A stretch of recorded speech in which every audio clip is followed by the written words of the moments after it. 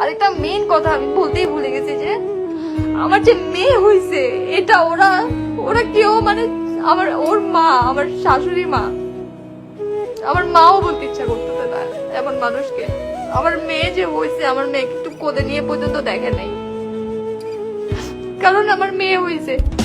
ওরা এক্সপেক্ট করতেছিল আমার ছেলে হবে, পুরো প্রেগনেন্সিতে অনেক ট্রাই করতে জানার যে আমার কি হবে, কারণ এখন তো আলাদাতে বলে না যে ছেলে নাকি মেয়ে। আমি মেয়ে কেন জন্ম দিচ্ছি, আমার এটাই সবচেয়ে বড় গুনাহ হয়ে গেছে ওদের কাছে। আমি খারাপ হয়ে গেছি এরপর থেকে, মানে ওর বাবা মা আমাকে রাখবেই না।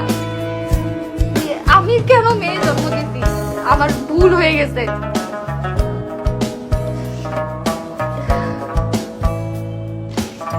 এই যে এত বড়াই করতেছে, কিছু মানুষ কমেন্টে গিয়ে বলতেছে যে আমার কাছে যদি এই বাচ্চা না রেখে, বাচ্চা হওয়ার পর ও 1 পয়সা খরচ করছে, আমার বাচ্চাকে একটা ডায়পার কিনে দিছে।